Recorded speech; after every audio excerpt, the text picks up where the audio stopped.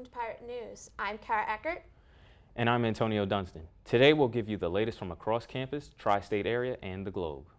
We'll also give you your Seton Hall sports update and the 5-day weather forecast for the South Orange area. The Office of Grants and Research Services has announced that the New Jersey Economic Development Authority has approved the university's $280,000 grant application for the Wind Institute Fellowship Program. The fellowship program will run through the 2023-2024 academic year and is designed to support development of offshore wind research in New Jersey. It will include both graduate and undergraduate students performing research with their respective faculty advisors. Fellows from all participating educational institutions will then come together as a cohort and participate in multiple activities.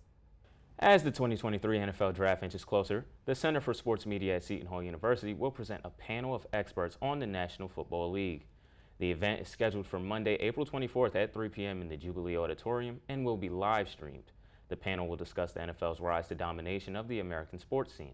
The NFL Money, Power, Respect conversation will be moderated by the center's founder, Bob Lee, and feature the likes of former NFL player and two-time Super Bowl champion Damian Woody, NFL Players Association Assistant Executive Director George Atala, ESPN's NFL analyst Kimberly Martin, and two-time Pulitzer winner Don Van Natta. This latest panel is part of a slate of recent events held by the center. Now we'll send it over to Joey Nardone with your Seton Hall Sports Update. Joey? Thanks, Kara, and hello, Pirates. I'm Joey Nardone with your Seton Hall Sports Update. We'll start on the diamond with the baseball team where they traveled up to Queens to face St. John's in a 3-game weekend series. The bats were really out all weekend as the three teams combined for a total of 63 hits in those 3 games. On Friday, the Pirates lost 8-6 after being up 3-0 in the first. And then on Saturday, Seton Hall won 8-3, where Stosh Bukowski tallied his 4th home run of the season, a new career high. And lastly, on Sunday, the team matched their season high with 12 runs in a 12-10 win with an absolute slugfest of a game to give Seton Hall the series win against St. John's for the first time since 2016, which now puts the Pirates at 18-16 on the year. Heading over to softball, the Pirates are on fire, and they did not slow down this weekend with a clean sweep over DePaul. On Friday in Chicago, the Pirates won 9-1 with Kelsey Carr dominating on the mound. And on Saturday, Seton Hall went for 9 again in a 9-4 win with Shelby Smith pitching for the win. And then on Sunday, both teams showed up with the bats, but Seton Hall came up on top with a 13-11 win, having Sidney Babbitt get the win and Kelsey Carr driving in a school-tying 7 runs. Lastly, we'll stay on softball, but not for the Pirates. Us here at PTV took on WSOU in the annual Shoot Fly series, and despite going back and forth all game, WSOU ended up winning the trophy back in a 12-8 win, with Justin Osterwick winning game MVP. Here's a look at the trophy presentation. Boys and girls, fantastic job. I present to you the trophy of the Shoot Fly series.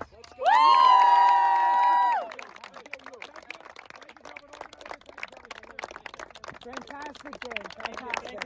Let's go! And that will do it for your sports update. I'm Joey Nardone. Now back to Kara and Antonio for more news that you need to know.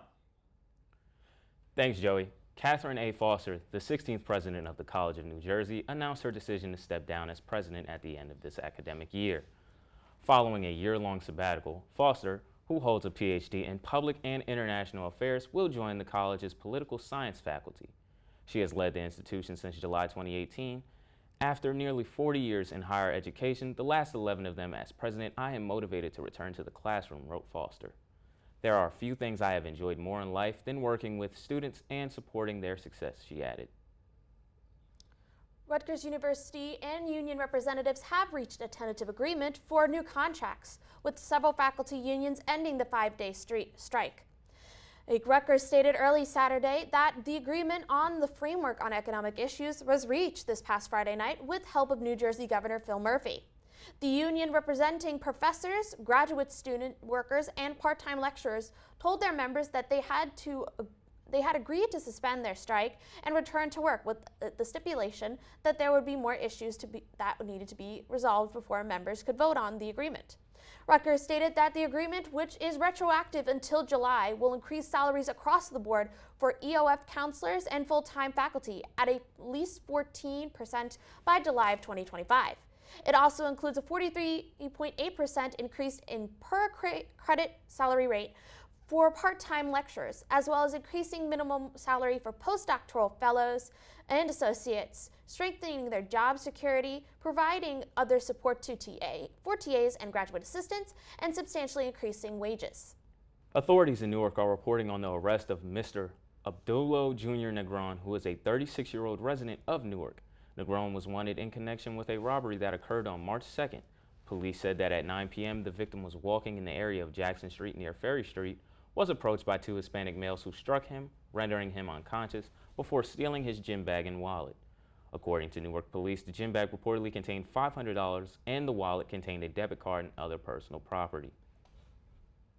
Garden State Plaza Mall has announced that they will soon require anyone under the age of 18 to be accompanied by an adult on Friday and Saturday due to teenagers causing trouble. The policy goes into effect April 28th and applies to minors visiting the mall after 5 p.m. The rule is subject to change during the holidays. Unsupervised minors in the mall prior to 5 p.m. will either have to leave or have to immediately be joined by an adult by 5 p.m. Mall management state that they will be checking IDs and that if anyone cannot prove that they are over 18, they'll be asked to leave. One adult can supervise up to 4 minors and are responsible for their behavior while in the mall. Waiting areas will be established for minors who need to be picked up at 5 p.m. Now we'll send it over to Cloe Borgognoni with your 5-day weather forecast for the South Orange area. Chloe? Thanks, Antonio. Hi, I'm Cloe Borgognoni with the 5-day weather forecast for the South Orange area. Today, you can expect mostly clouds with a high of 57 degrees and a low of 2 degrees.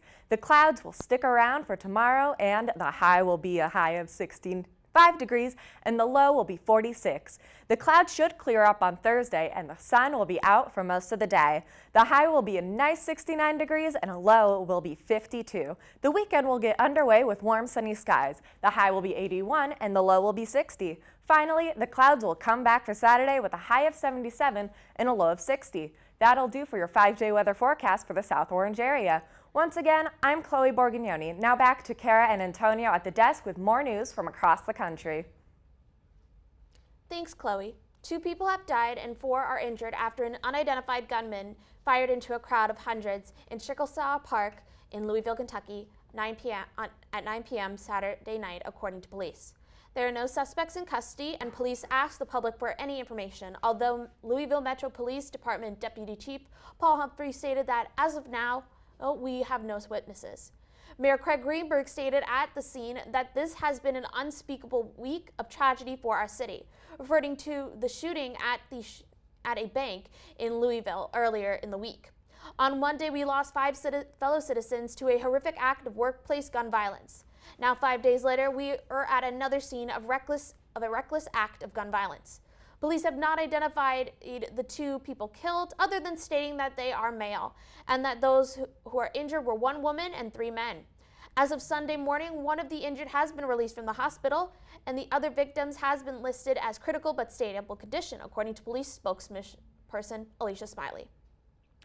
Russian President Vladimir Putin met Chinese Defense Minister Li Shangfu in Moscow on Sunday, and both men hailed military cooperation between the 2 nations, which have declared a no-limits partnership. The visit was the first Li has made to another country since he was appointed, and the first visit by a Chinese official since Chinese President Xi Jinping met Putin in Moscow last month. Russia and China have moved to further strengthen their economic, political, and military ties since Moscow sent troops into Ukraine.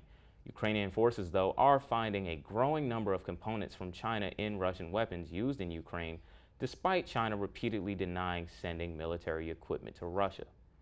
NATO and the United States say they have yet to see any signs that Beijing is supplying arms to Moscow. That's going to wrap up today's episode of Pirate News. I'm Kara Eckert. And I'm Antonio Dunston. Be sure to tune into PTV's YouTube channel as well as TVs around campus to see the full episode of Pirate News. You can also check out PTV's social media for quick updates about happenings around campus and more PTV content. Thanks for watching, stay safe, and have a great day.